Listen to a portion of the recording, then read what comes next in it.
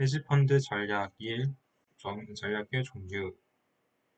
핵심 문제. 아래 헤지펀드 전략 중 리스크가 가장 낮은 전략은 1. 롱숏 차익 거래 전략. 2. 합병 차익 거래 전략. 3. 부실 채권 투자 전략. 4. 글로벌 매크로 전략.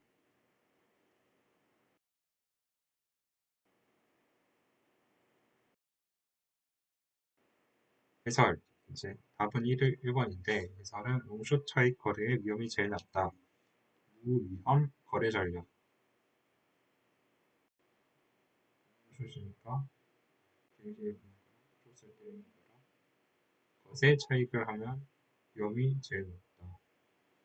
합병 차익 거래와 부실 채권 투자 전략은 합병을 해서 차익을 거두는 것도 상황을 잘 봐야 되고 그러면은 오히려 손해가 있을 수도 있고 여러 가지 그 회사가 좀 부실할 경우에 감당하지 못할 만큼 돈을 투자할 수도 있고 부실 채권 투자 전략 또한 부실한 채권에다 투자를 하는 거니까 이것 또한 이벤트 드라이브니까 상황 이존력이나 그래서 상황 이존력 전략으로서 이벤트가 무산될 위험에 노출된다. 글로벌 매크로는 방향성 전략으로서 위험을 안고 고수익을 추구하는 전략이다. 글로벌이니까 완전히 매크로니까 상당히 많은 투자, 많은 공격적인 전략을 할 것이고 그런 공격적인 것이라면 위험을 안고 고수익을 추구하는 전략이다. 더 알아보기에서 헤지펀드 전략, 차익 거래 전략, 주식시장 중립형, 롱숏 차익 거래, 채권 차익 거래, 이자율 스프레드 전략 등 전환 사채 차익 거래.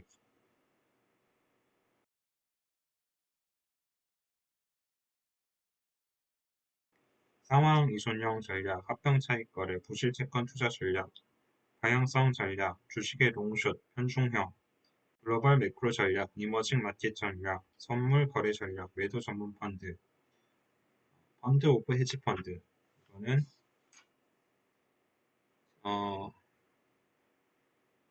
15에서 30개의 헤지펀드 분산을 투자해서 공모로 발행. 헤지펀드를 묶어서 펀드로서 운영을 한다는 거지. 그래서 거기다가 헤지펀드는 수익을 낼 테니까 거기다가 15개, 30개에다가 분산 투자해서 수익을 창출하는데 이제 그거를 공모로 발행한다. 합병 이전형 전략은 위에서 설명했고 방향성 전략에서 글로벌 매크로 전략하고 이머징 마켓 떠오르고 있는 시장을 사는 거 그리고 선물 거래 전략 선물 딱 하면 위험하고 리스크가 많이 지는 이런 방향성 전략 그리고 매도 전문 펀드는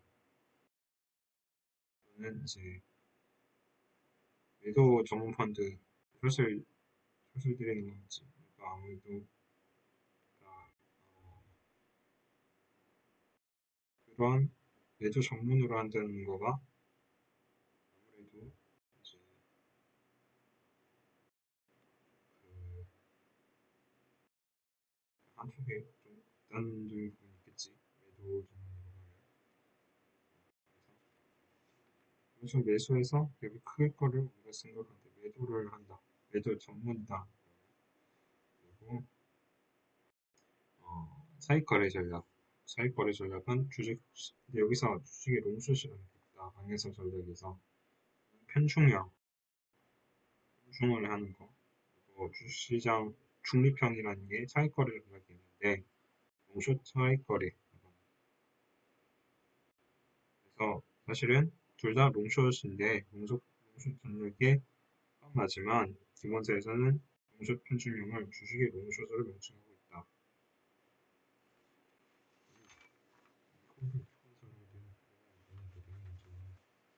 기본사 어떤 거야 대체? 되게 많이 괜찮은데 그냥 기본사를 팔다가 아니면 좀 문제를 이상하게 게 설명을 안 적어놓고 문제를 설명하기로서 구조를 이해를 하고 먼저 판단이 돼야 되는데, 그러니까 맨 처음 핵심부터 다시 나와주는 거예요. 거기서 문제 3에 보기 1, 2에 참조 안 하고 적어놓고 넘어간다는 거예요. 어쩌라고. 어쩌라는 거예요. 교재가 뭐 싼 값에 만들려고 한 게 아니야.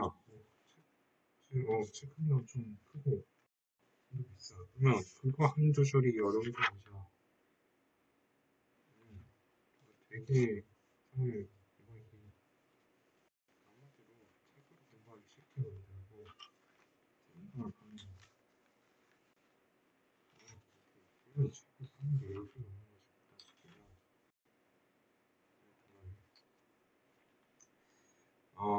롱숏 비율이 같으면 롱숏트 이크티 마켓 니트럴로 차익 거래 전략이나 주식시장 중립형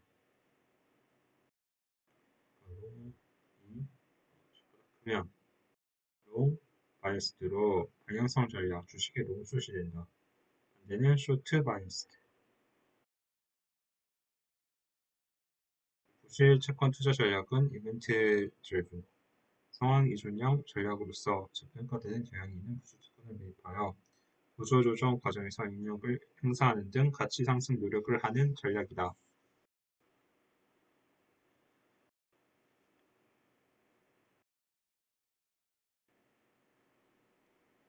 이 롱숏을 다시 한번 살펴보면 롱숏 비율이 같으면 롱숏 비율이 같아. 이런 중립상이에요.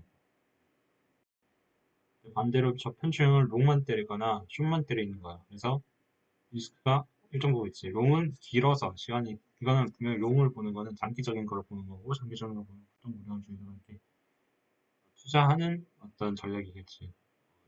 그래서 엄청난 돈을 우량주에만 투자를 하는 건데 규모는 계속 클 수밖에 없어요. 그런 경우에 그럼 이머징 마켓 이건 이제 아이디가 막 컸을 때 이제 막 주식시장에서 주춤하고 있을 때 그때 사가지고 엄청 크게 이런 것들 보면은 그런 쪽이고 롱이라는 거는 그런 관점이지만 저때 숏을 때린다.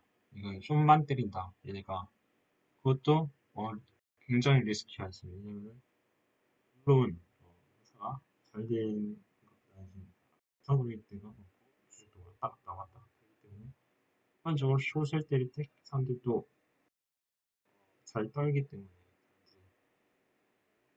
숏을 숏을 때려서 사람들이 숏을 갖게 하는 방법이 있으니까 그렇기 때문에 사람들이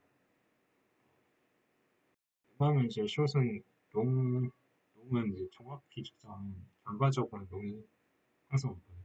근데 숏은 우리가 그렇게 운영하기 힘들 때 이제 단기적으로 또 어떤 성과를 어디다가 우리가 얘기를 해줘야 되니까 그런 헤지펀드 같은 경우에는 숏을 때리겠지. 숏을 때리는데 이 숏도 왜냐면 위험한 게 예를 들어서 얘네들이 공매도로 숏을 때렸어. 그러면 근데 만약에 근데 올랐어. 한번 날아가는 거지. 그런 식이 그런 과정을 봤을 때 숏을 이거 때렸는데 그게 오르면 애초에 손해잖아. 그러니까 그렇기 때문에 그래서 굉장히 편중형 롱숏은 리스크가 있는 거고 근데 롱숏을 차익을 거래를 하는 것 자체는 있을 수 있는 일이다. 있을 수 있는 거. 원래 당연히 차익 거래라는 거는 보면은 롱이든 숏이든 주식을 하면 일정 부분은 롱이나 숏에 해당되는 거고 그렇게 봤을 때 거기서 차익을 거둬야 사실은 이제 주식을 하겠지. 그러니까 그거는 맞는 얘기야. 어떻게든 그냥 일반적으로 주식을 했을 때 사실 비싼 관점이고 근데 이제 이 사람들은 롱숏에 롱숏을 통해서 차익을 낼 수 있다는 거에 지식이 있는 사람들이지. 그거를 활용을 하는 거지. 그래서 그렇게 리스키한 투자는 안 하고 대신에 롱숏 이커티로 그냥 평탄한 주식 시장 상황에서 이거를 평범한 이렇게 사고 파이 근데 이제 어떤 건 좀 길고 어떤 거는 짧게 뭐 이런 식으로 해서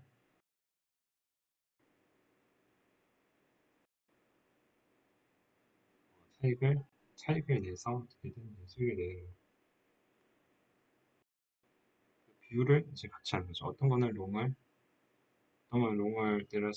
때려서 성장을 통한 수익을 우리가 추구하고 숏을 어떤 거는 때려가지고 일정 부분 롱을 했으면 어떤 거는 이제 일정 부분 숏을 때려가지고 이제 수익을 수익을 거두는데 왜냐면 이렇게 하는 이유는 이제 시장이 웬만해서는 어떤 건 오르고 어떤 건 내려가기 때문에 내려가거나 뭐 이럴 수도 있지만 그러니까 완전히 그렇게 됐을 경우에는 얘가 둘 중 하나죠. 완전 대박이 났거나 완전 돈이 날라가거나. 근데 문제는 이제 그런 경우보다는 시장이 전체적으로 호황이거나 전체적으로 이제 불황이라고 했을 때 불황이면 숏으로 수익을 더 많이 거둘 것이고 롱 롱이 제 수익 거두기 호황이면은 롱이 수익을 더 많이 거둘 것이야. 혹은 어, 아주 길게 봤을 때 이건 오를 수밖에 없어. 그런 경우 이제 수익을 어떻게 해서든 안정적으로 가는 거지 얘네들 리스크가 적은 거지. 근데 수익은 이렇게 어떤 환경에서든 불배아 어떤 상황에서는 돈을 버는 것이다. 이렇게 그렇게 생각하기 때문에 얘네들은 이렇게 중립형으로 자익을 안전하게 하는 거죠. 그리고 일정 부분 이렇게 하고 다른 거를 또 포트폴리오에 돌리겠지. 상황 이전형이나 방향성 전형 이런 걸로. 이제 부재권 설명했고 글로벌 매크로 전략은 세계 경제 추세를 예상하여 포트폴리오를 구축하는 방향성 전략인데 탑다운 방식으로 운용. 그래서 고수익을 추구함으로 해지를 하지 않는 것이 일반적이다. 근데 글로벌 매크로는 개별 기업의 증권 가치보다는 전체 자산 가치 변화로부터 투자 수익을 추구하는 전략이므로 어느 한 시장이나 특정 상품에 전문화되어 있지 않다.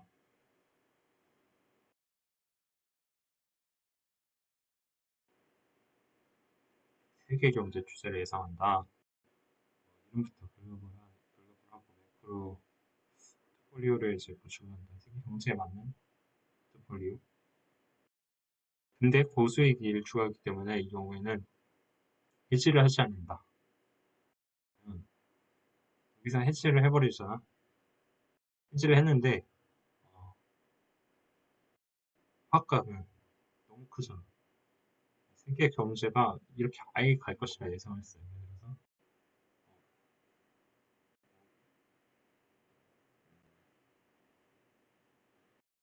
세계 경제가 막 금값이 미친 듯이 오를 것이다 예상을 했어. 그래서 누가 투자를 한다고 생각을 해보자. 그러면 여기서 만약에 해지를 해버리면 만약 금이 아예 안 오르거나 금이 갑자기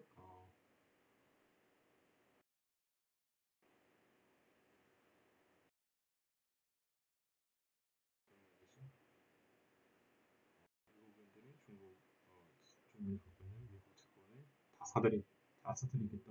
갑자기 이제 결의를 내려 그래가지고 금을 뿌려버렸어요. 그래서 금으로 그걸 다 사들였어. 안 판다고 하니까.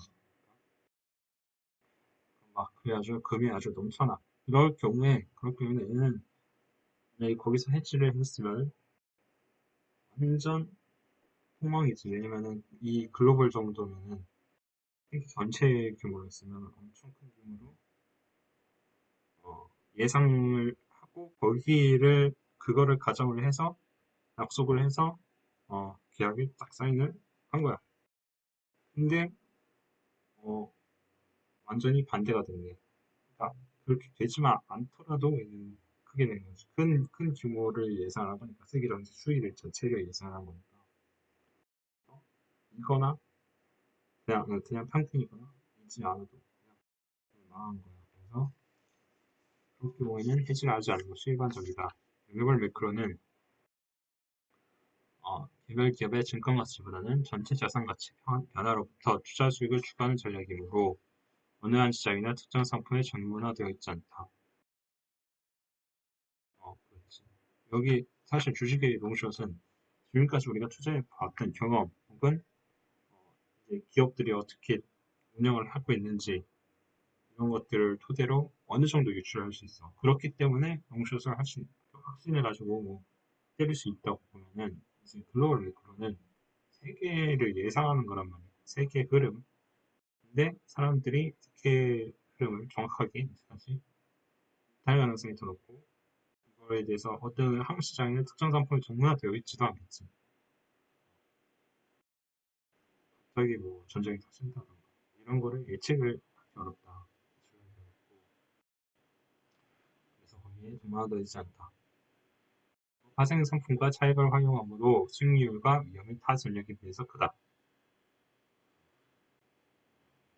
글로벌 매크로는 바텀업 전략을 운용한다고 하면 X 탑다운으로 운용한다.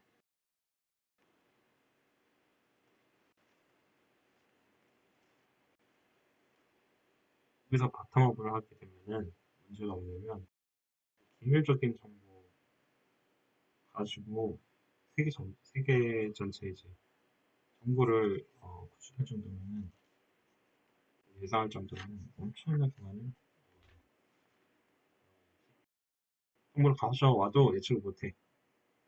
그러니까 아래에서부터 판단할 수 있는 정보의 퀄리티랑 이거를 어떤 통찰 가지고 예측을 잘 맞추는 사람들이 이거를 하는 인센트 가진 사람이 할 정도면 이제 세계 전체를 예상할 정도 그 정도의 인센트가 있는 사람인데 그런 사람들이 하는 그 창출되는 그 정보에 대한 판단의 퀄리티가 훨씬 크다. 훨씬 크기 때문에 그 사람들이 창출하는 정보의 가치도 훨씬 크다. 그렇기 때문에 그 사실상 이 정도 큰 규모에 대한 예측의 경우에는 리서치를 아무리 많이 한다고 하더라도 그거를 이제 정부에서 취합을 하는 게 그냥 일반적인 뭐 기업의 보고서 수준이 아니란 말이에요. 세계 정치에 있기 때문에 종합적인 시각을 통찰의 인사이트로 하나 엮어내는 관점이 필요해. 그리고 그거를 정확하게 볼 줄 알아야 되는 거지. 그러니까 데이터를 똑같은 데이터가 있어도 예견을 할 수 있는 사람이 있고 왜 그런지 모르는데 그거를 이해를 못하는 사람이 있어. 그렇지. 이렇게 되면 저렇게 돼 있구나. 저건 다 역적이 있구나. 이거를 전체적인 연결 연결이 있으니까 이게 전체적으로 모델 자체의 형태는 이럴 것이다. 예상이 되는 사람이 있고 아무리 코끼리를 만져도 코끼리의 모습을 예상 못한 머리를 안 그려지는 사람이 있어. 그렇기 때문에 결국에 이런 코끼리 전체를 한정된 정보만으로도 그거를 이제 머릿속으로 모델링해서 전체적인 모델의 시야를 볼 수 있는 사람이 그리고 그렇게 맞춰오는 사람이 그 청춘의 정보 퀄리티가 훨씬 높다. 그리고 더 뭐라고 하지? 의미가 있게 된다. 유의미하게 된다. 장기적으로 봤을 때도 그렇기 때문에 바텀 업을 하게 되면은 데이터 정보 양만 많아지고 돈은 많이 투입이 되는데 실질적으로 의미가 없는 정보들이 아래서부터 쭉 올라온다. 근데 이게 그러니까 한 분야 만약에 이게 의미가 있으면 딱 한 분야의 전문적인 관점으로 하나만 파야 돼. 그러면 이, 이 있는 사람들도 뭘 말하는 거구나 알아. 그래서 여기서 정보를 쫙 필요한 정보들을 쫙 올려서 올리는데 지금 세계 전체를 올리려고 했잖아.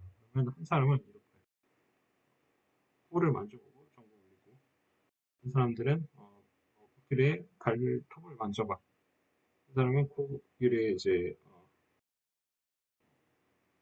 젤리라고 말하면 안 되고 코끼리의 뭐라고 해야 되지? 발 밑에를 만져봐. 이런단 말이야.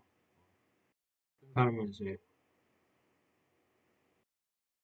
꼬리를 만져보고 이렇기 때문에 이렇게 해서 막 어, 우리는 저 코끼리가 어떻게 움직이는지를 보고 싶어. 근데 그 사람들이 엉뚱한 데를 이제 뒤통수를 만지고 그런단 말이야. 그래가지고 정부가 엉뚱하게 본다.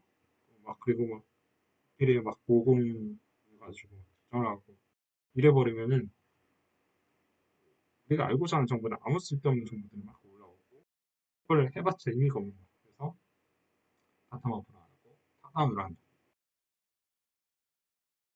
그리고 기타 방향성 전략으로 매도 전문 펀드가 있는데 숏 포지션을 취한 후 주가가 하락하면 환매수하여 차익을 노리는 전략이다. 그래서 매도 전문 펀드가 있대. 그래서 숏 포지션을 취한 후 숏 포지션을 취했어. 그러면 주가가 하락하겠지. 아니 그게 아니라 주가가 하락을 하면 환매수를 다시 하락. 아니, 뭔 소리야? 환매수해서 차익을 노린다. 그러면 숏을 때려서 얘는 내려가게 되면 이게 맞지. 층이 맞지. 그리고 그러면 이제 같은 금액을 가지고 훨씬 싸게 사고 그래서 그것을 이제 차익을 노린다. 그러니까 그래서 이제 주가가 얼마 있을 거 아니야? 주가 한 100 정도 있는데 이게 80% 가라고 보여줘. 그래서 얘는 숏을 때려버려. 숏을 때려버리면 얘는 이제 주식을 우리는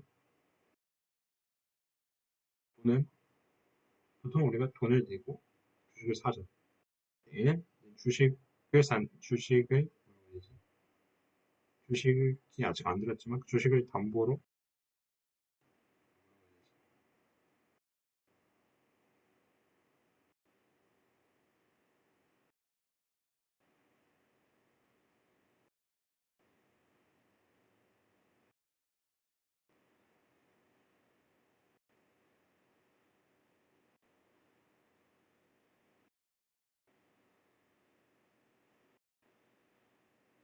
한 주식이 손에 있어. 손에 있는데 이게 80으로 내려가. 80으로 내려가면 아 그치 맞아. 이 사람은 주식으로 갚아야 되는 거야. 주식으로 갚아야 돼. 주식으로 갚아야 되는데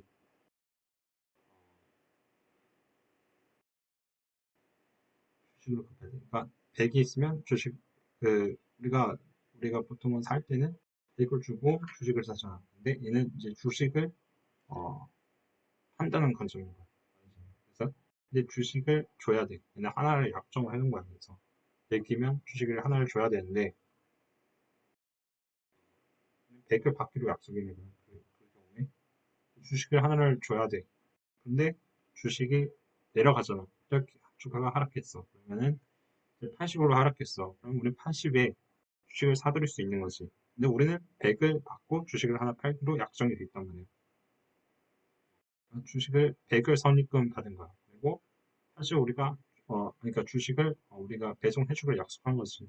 근데 그 사이에 주식이 내려갔네. 그럼 80으로 사서 주식을 줘버리면 되겠지. 그러면 우리는 80을 쓰고 100을 번 거야. 그래서 20이 남는 거지. 그게 차익이 생긴 거야. 그래서 이거를 어,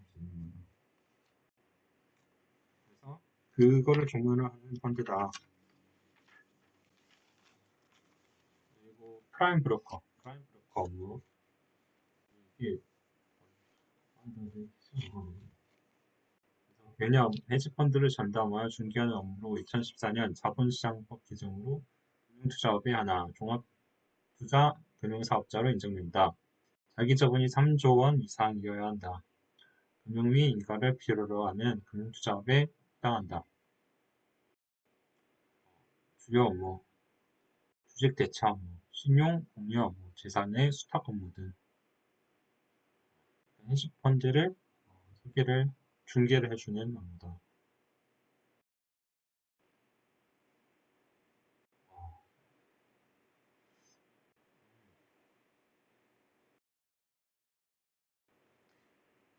헤지펀드의 특성과 가장 거리가 먼 것은 사기과 공매도의 허용, 성과보수 허용, 펀드 운용자의 펀드 운용 참여 허용. 4. 예외 없는 사무 발행. 이 사무 발행은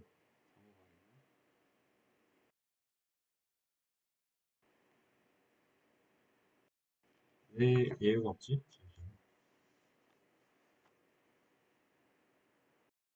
보통은 공모 아니면 아까 펀드 비즈니스 펀드.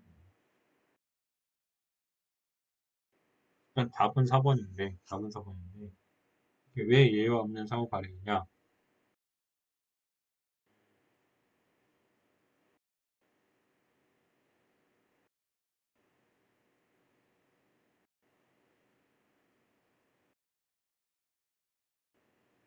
그래서 이게 뭔 소린가 했습니까? 개별적으로 사무 발행이 많이 하는데 예외 없는 사무 발행을 정하죠. 그러니까 이 말은 예외 없는 사무 발행을 대부분이 헤지펀드의 특성이 한다 이렇게 보면 헷갈릴 수 있는데 이 말이 아니라 헤지펀드 전체가 예외가 없다.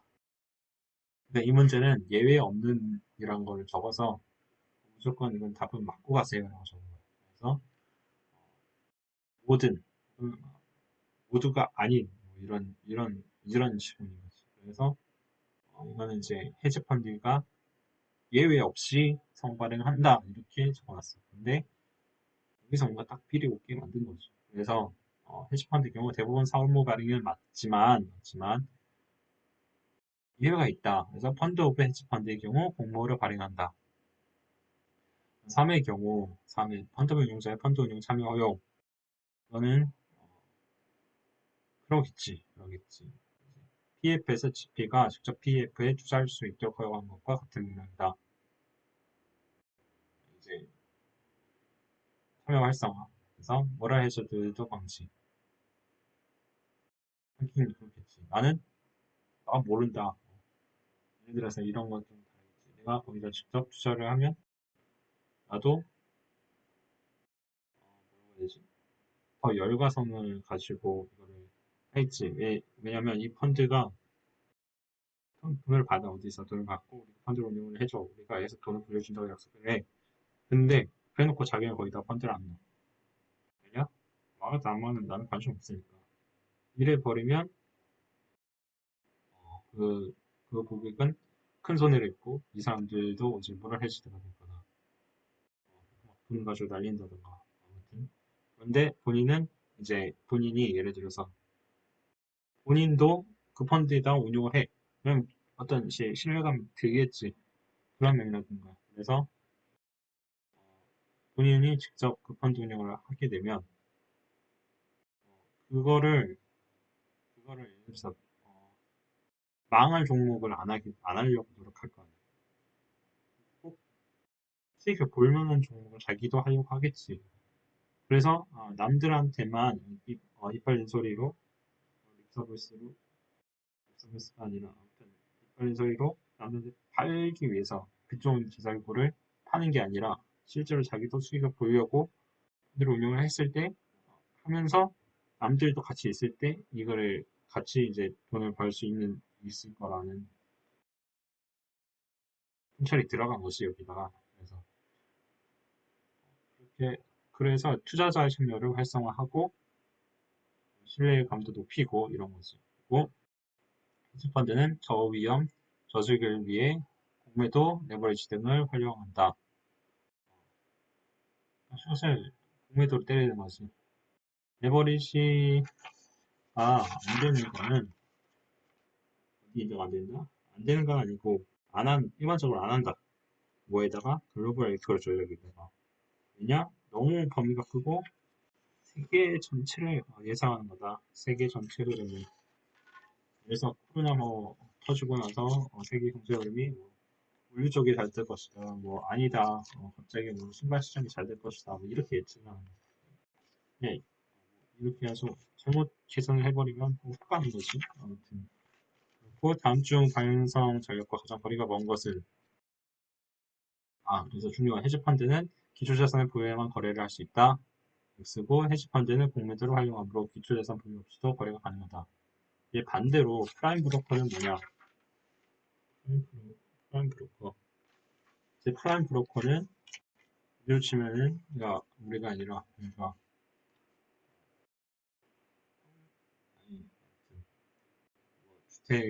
주택을 중개하는 사람을 했을 때 우리가 보면 중개사라고 하죠.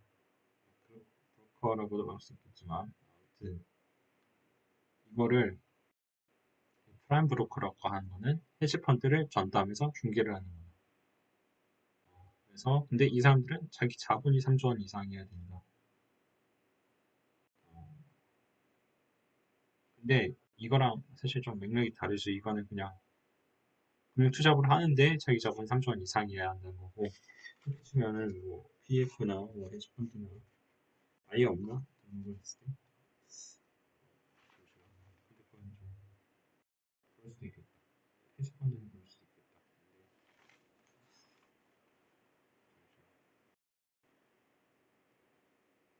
PF는 투자를 해야 되죠. 일정 부분. B는 1억 원 이상, 운용력도 1억 원 이상, 구매자 일반 투자자는 3억 원 이상, P는 3억 원 이상. 그런 식이지. 근데 헤지펀드는 투자자산을 보유해야만 거래할 수 있는 게 아니라 공매도를 활용한다. 그래서 숏을 때리는 놈들이 숏을 때리기 때문에 공매도를 활용함으로 기초자산 보유 없이도 거래가 가능하다.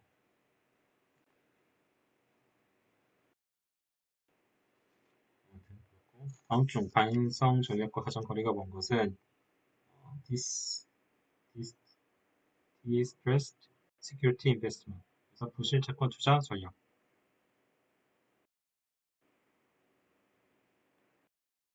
글로벌 매크로 펀드.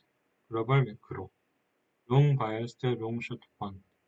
롱 바이어스드가 편중되는 거니까 경향성이 있는 거니까 롱에만 치중하는 경향성이 있다. 그래서 롱 쇼트 펀드. 롱 쇼트 펀드는 그냥 롱 숏인데 롱 바이어스드니까 롱 편중형이다. 그건 방향성 전혀 맞고. 델리케이트 숏 헤지 펀드. 그러면 델리케이트는 뭔 소리가 있네. 이렇게 하면 말이 안 맞잖아. 이상하잖아. 그래서 데디케이트 쇼트. 그냥 쇼트 전문이다. 쇼트에 쇼트에만 이제 매몰된 현신이라는 거죠. 그래서 매도 전문 매도 전문 헤지펀드. 그래서 이렇게 봤을 때 근데 그지? 넷다 위험성이 있는 거는 맞아. 그래서 넷다 위험성이 있는데 이제 2번, 3번, 4번은 그 위험성이 아주 크지.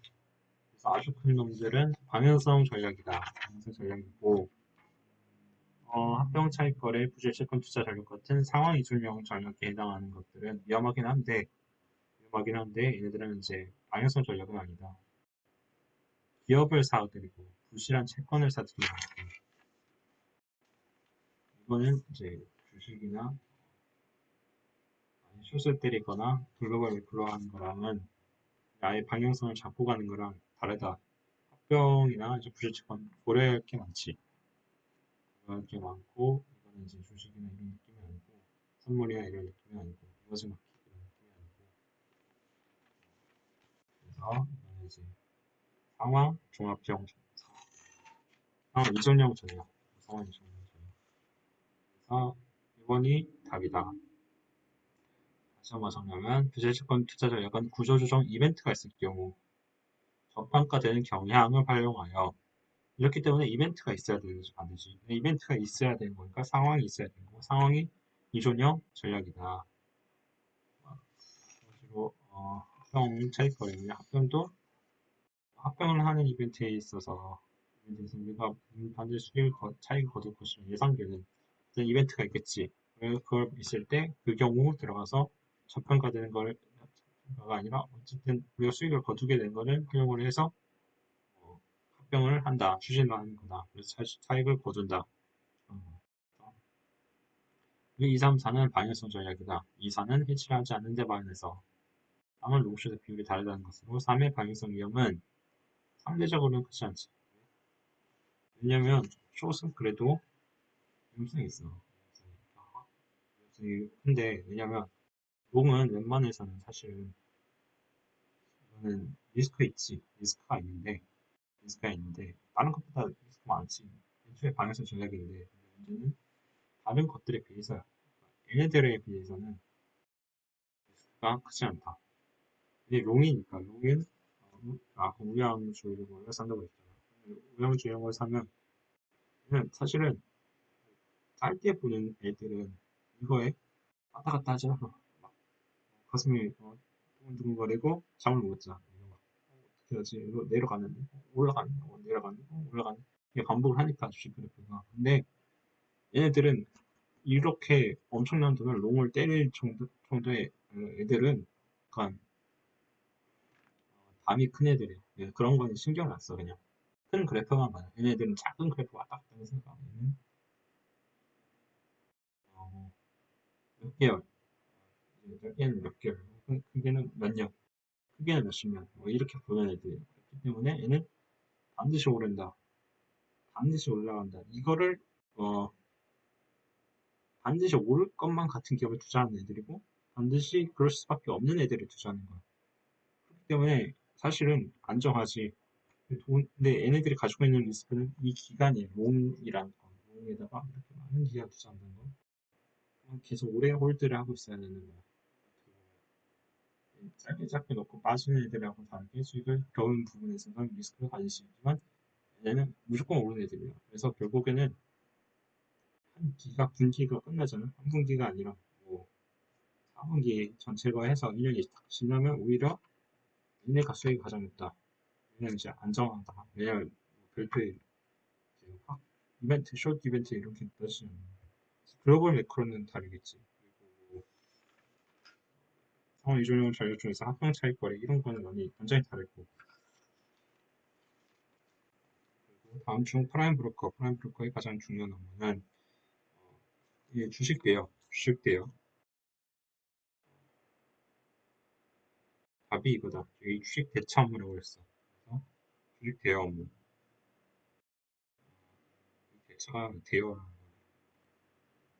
대차를 주고 이걸 생각하는 무슨 인간했어. 주식을 대여해준다. 프라임 브로커. 신용 공유 업무. 재산의 수탁 업무. 이게 뭔 소리냐? 왜 그러냐 하면 회사를 보면 일단 선제 먼저 보고 이번에 대출과 신용 제공, 3번 청산 결제 업무, 4번 수탁 서비스. 1번을 보면 헤지펀드가 매도 차익 거래, 차익 거래가 헤지펀드의 핵심 전략이야. 그걸 수행을 하면 주식을 먼저 매도를 해야 돼. 근데 우리나라는 공매도가 금지가 돼 있기 때문에 주식을 빌려서 매도를 해야 된다.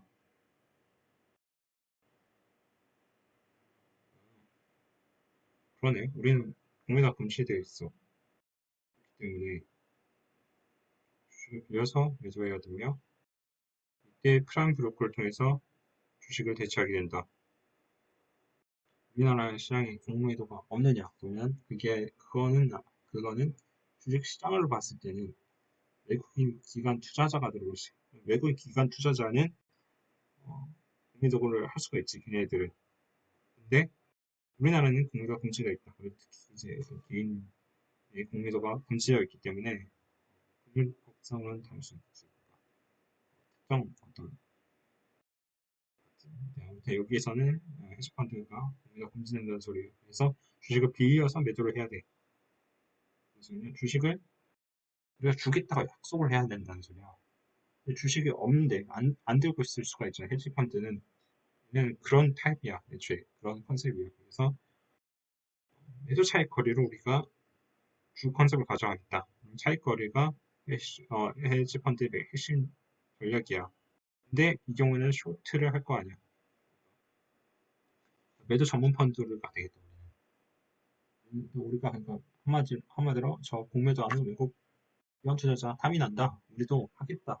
그래서 우리도 할 건데 문제는 우리나라 법상 공매도가 금지된다. 그렇기 때문에 우리는 주식을 일단 사서 우리가 팔려고 그랬는데 이렇게 하면 일단 사야 되잖아. 그럼 우리가 항상 거둘 수가 있는 게 아니니까. 얘는 그러면 얘가 조금 약간 비효율적이 되는 거지 한마디로. 우리가 추구하는 거는 주식을 팔아서 그걸 내려가면은 그 돈으로 그걸 주식을 사서 갚고 우리가 차익을 거두는 걸 원하는데 얘네가 우리가 직접 사놓고 이걸 또 판단이 이건 말이 안 되는 거잖아. 이걸 통해서 그러면 주식을 만약 우리가 정말 먼저 사고 시작하면 그건 수익을 거둬야 사실은 수익을 그렇게 되는 거기 때문에 그래서 어떤 모순에 빠지게 되지. 그런데 그렇기 때문에 이 사람들은 주식을 빌려서 매도를 해야 된다. 그때 프라임 브로커를 통해서 주식을 대체하게 된다. 그렇기 때문에 자기 자본이 3조 원 이상이어야 되는 거지. 그만큼 주식을 많이 이제 사고 이럴 수 있는 여력이 돼야 되는 기업이고 그런 주식을 빌려주는 게 주로 업무에서 이 주식들을 사놓고 이걸 이제 파는 거지. 한 몇만 주 사서 가지고 있다가 그 헤지펀드가 이제 똑똑똑 두드리면은 얼마 정도 알아보셨습니까? 그러면 우리 시장에 한 100 정도 하던데요. 그러면은 이제 빌려드릴 테니까 갚으세요. 100, 100,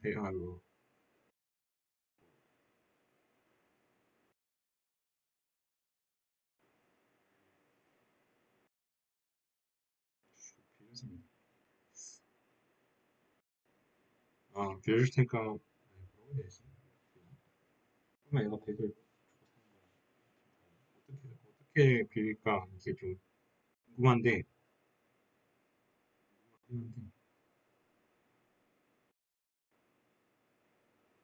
얘는 뭐 수수료를 받으려나 그렇게 하는 거? 수수료를 받고 일정한 지 수수료를 받고 그래서 주식을 얘는 많이 사놓고 헤지펀드가 주식을 빌려서 우리가 나중에 얘는 막 그러니까 100일 때 50% 내려가니까 우리가 알고 있어 주식이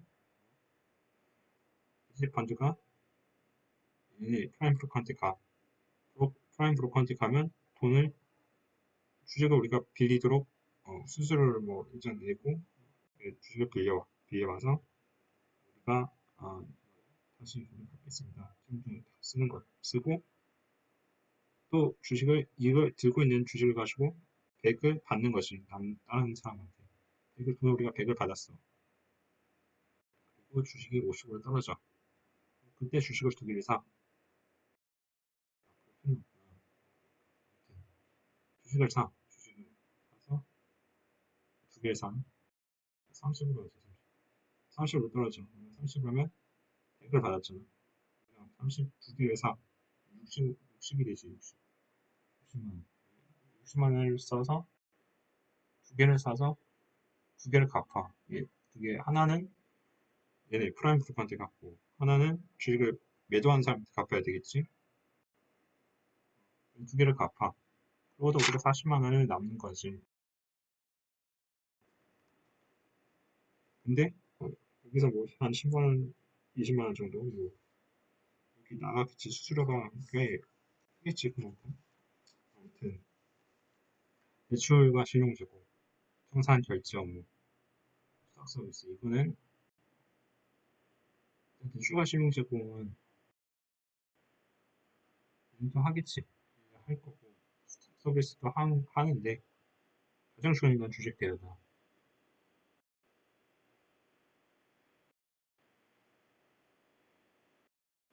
개념 자체가 해시펀드를 전담한 중개하는 거죠. 나머지는 대출과 신용증, 스탁 서비스, 은행도 할 수 있다. 정산 결제, 통상은 기업을 이제 청산한다는 소리가 뭐지? 결제 업무 결정은 하겠지. 이게 프라임 브로커만의 특징은 헤지펀드를 받아서 중개를 해주는 녀석이다. 특징 자체가. 개념이 그렇기 때문에 얘네가 양심을 지니고, 양심이 아니라 투명 매니징을 한다 하고 얘네가 뭔가를 한다 그러면 가장 중요한 건 주식 대여다. 핵심적인 거가 엉뚱한 얘기를 했는데 아무튼 핵심적인 거를 보면 주식 대여.